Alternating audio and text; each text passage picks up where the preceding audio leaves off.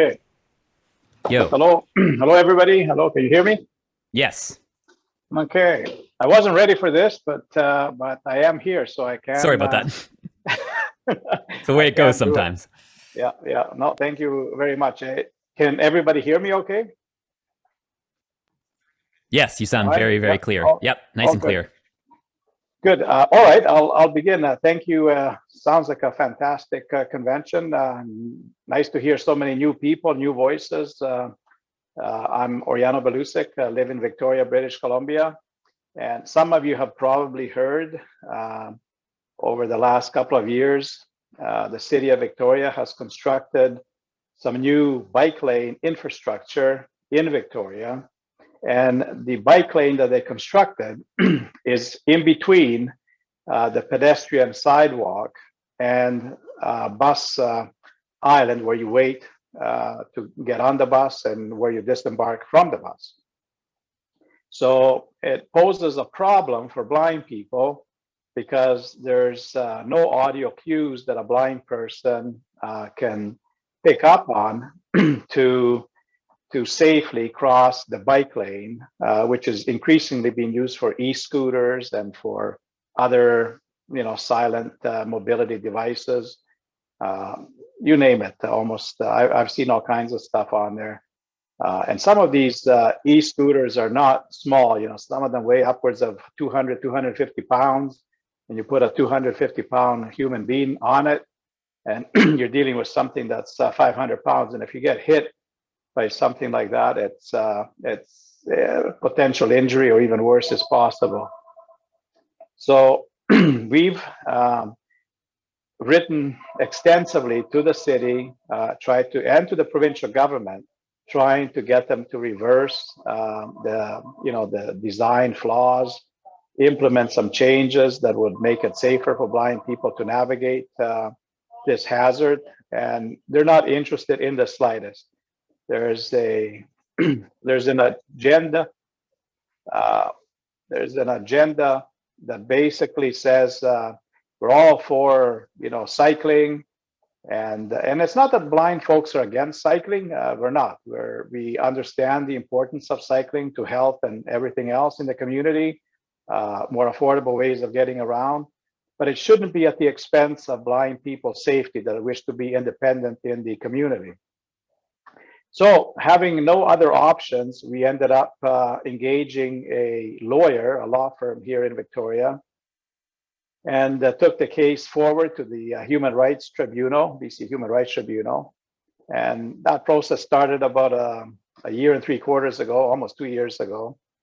And last November or early December, we received a decision that the bike lanes do pose a discriminatory construct. In other words, there is discrimination involved, but unfortunately, the tribunal doesn't have an answer, and they didn't see fit to order these things completely removed.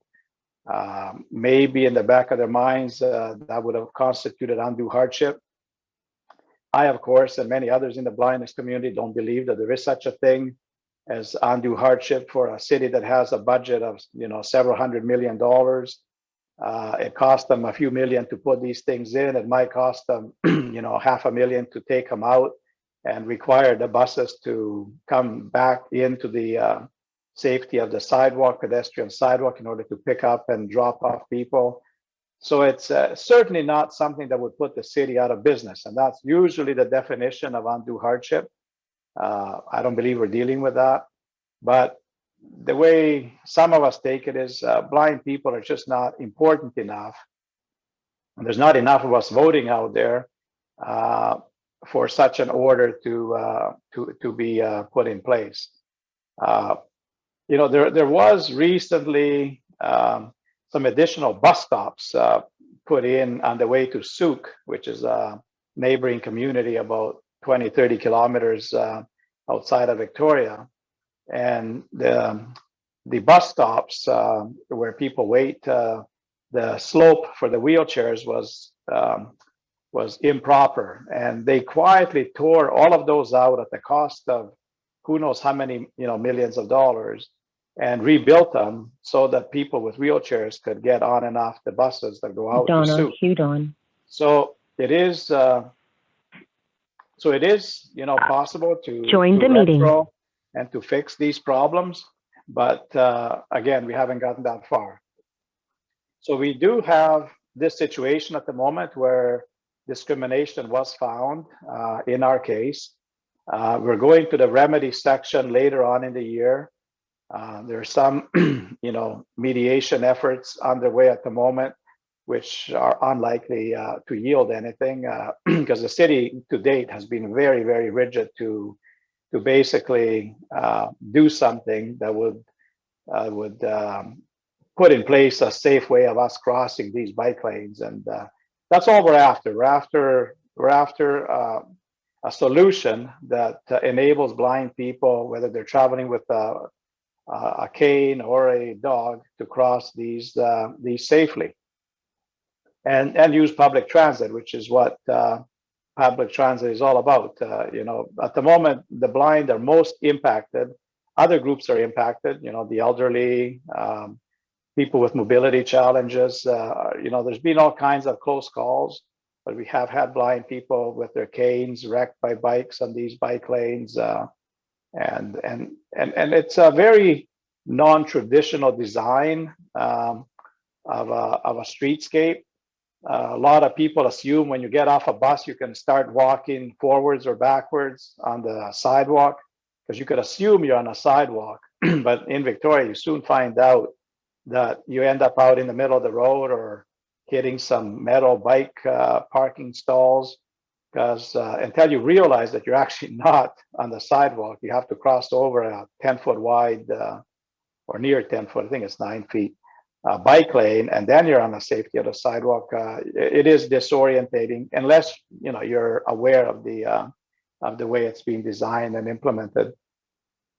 Other communities around the world, we've been contacted, folks in Scotland, England, Ireland, actually many other, even the Netherlands, are having similar problems.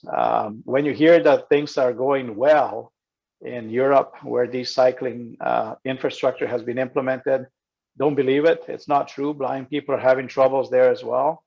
And I'm sure these are coming in other parts of Canada and the US.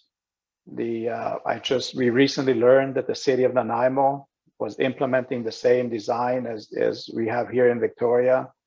We wrote to the mayor of Nanaimo and to the city there, expressing our concerns about it and saying that this case is pending and it hasn't been resolved yet. So hopefully, we're at least, by having this BC human rights decision, we're at least not completely silent on the issue. People do know about it. Unfortunately, not much has been done about it yet, but we have raised the voice level of the blind and the concerns of the blind so that they do know about it. And the best solution that they've put forward to date is an audible beeper that goes off when a yellow light flashes when people want to cross this bike lane. But of course, that doesn't do anything to communicate information to the blind person that it is indeed safe to cross, because we still cannot hear the approaching, silent bike. And we have shown through video and in other ways that the cyclists do not stop for these flashing lights. It's a warning light, and they're basically looking for eye contact, whether or not and it's safe to cross, and it's just unfortunately not something blind people can do. Making eye contact with a cyclist is not possible. So it's just a problem, serious problem, because it's just a matter of time before there's a miscalculation and one steps out in front of a bike. And like I said, we've had many close calls and wrecked canes, and that's unfortunate. It's one of these modern things where some cities like to be seen as forward thinking and forward planning, but at the cost of the blind and the safety of the blind. And we're working on it. We haven't given up. We're going to keep at it. because we know we have a good case, and I'm sure that a solution will be found, but it's still work in progress. I'd be happy to take questions if anyone has any questions on it. Yes, absolutely. I think we should take a couple questions if someone has them. And as for the schedule, I think we might attempt to do Outlook next just for time, and Braille literacy is coming out at 2:45. So if anyone has any questions, let's just give a minute if anyone wants to raise their hand. I also want to mention, speaking of Outlook, we did an episode, we had Oriano on our show last year. You'll hear more about Outlook soon, but he appeared on our show last year and did a great discussion on these bike lanes for a whole hour on our show. So definitely check that episode out if you get a chance, because he did a great job here today, but he describes it in even more detail on that episode, as well as just a little bit about Oriano and his life and everything. So it's a really interesting episode, and hope you'll check it out. We do have a raised hand here from Justin. I've invited you to unmute. Am I unmuted? I can't tell. I'm you away are. from the recording. Okay. I'm not sure how good this audio is because my professional mic is downstairs, but great presentation as always. Carrie, Brian, you guys picked a great slate of people to put on these presentations. I'm just curious if, say, whatever province, BC, or just at a national level, refuses to this sort of advocacy for the safety of people who are blind or visually impaired, would it be possible to institute any sort of legal matter or precedent, I should say, where if someone who is not paying attention on a bike who hits someone who is blind or visually impaired could say basically face a similar penalty as someone who was driving negligibly? Yeah, that's a big topic, because cyclists are not licensed. There's not. It's a big problem area, really. If you're hit by a vehicle, a licensed vehicle, there's provincial insurance in every province. But because cyclists are not licensed, it's a problematic issue, and it's very difficult to identify the cyclists that hit you. Quite often, they will clear the scene, before anyone True. gets evidence, and it's hard to identify a cyclist from pictures because they quite often wear attire, that covers up their features. But one of the solutions we would definitely put forward is to have cameras at these crossings, so that there is some recording capability. Maybe there could be some accountability, because you never know. There's a chance that someone's bike or features could be identified. Right now, there's nothing, and it would be very difficult to seek justice, if there was an incident, if the person took off. Yeah, that's super unfortunate. Thanks for answering. I appreciate it.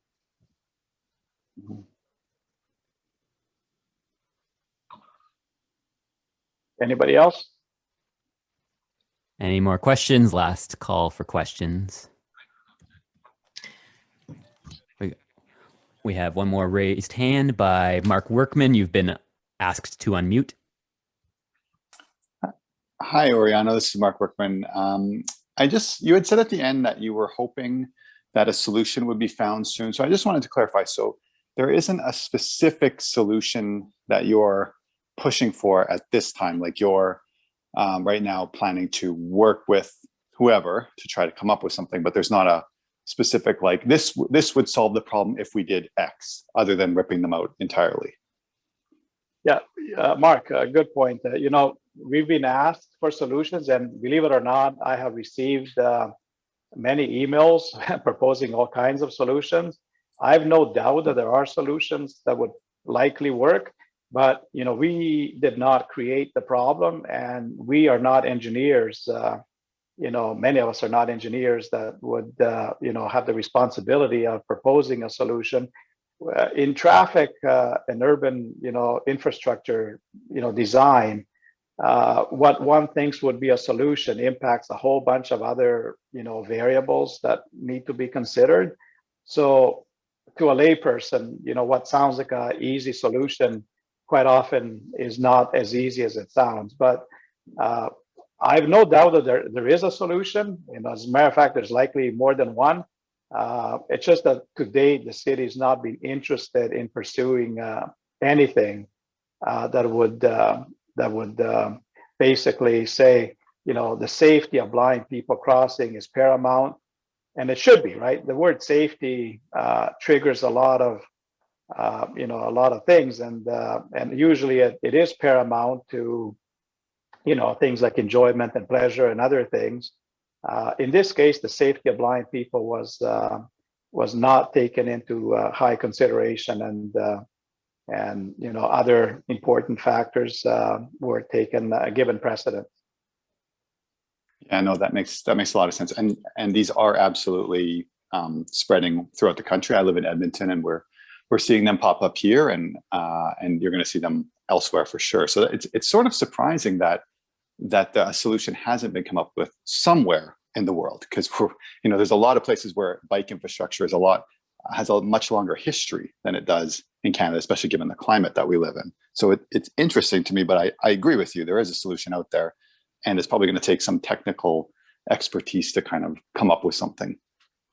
You have to remember that blind people are a very passive community, and I haven't, I've heard of noise and concerns in the Netherlands and in the UK and other places, but not sufficient to be heard loud and clear to the politicians that make decisions. So I think it's up to us as blind folks to make more noise about the safety of these things. And I've always said, we in the Federation, whether it's the Canadian Federation of the Blind or the National Federation of the Blind, we'd be the last people to, unnecessarily raise, this kind of a safety concern. And the problem is when it becomes completely dangerous, and it doesn't matter how good you are with your white cane skills or with your listening skills or with your guide dogs, travel skills, and it's still dangerous to navigate your own community, you're accepting risk beyond what you should be required to accept, for independent living. And that's when something has to be said, even though there is a chance that some will perceive it that, we're not capable of managing in our own community. It's pushing, things too far. So I think it's paramount that people do speak out about, this sort of thing. We can deal with an awful lot of obstacles and get around it and work, do workarounds and use blindness skills and you name it. But there comes a point when sometimes you do have to speak out when something is inaccessible and even worse when it's not safe. You're right, Oriano, for sure. Yeah, that's why this subject again needs more coverage, and hopefully that's going to increase, like we said, with same with the Monopoly report, that these things are we need to all do something. Yeah. Whatever. Any other last question? I think we're pretty much out of time here, but if there's maybe one quick one, but then we should probably move on. But maybe one more, if anyone has one. And Oriano's happy to talk about this issue anytime. Of course, we are. So whenever you want to, feel free to get in touch with us. Your ideas are welcome. And again, Brian, Kerry, great job. Thank you very much, everybody. Thank you Oriano. So much, Oriano.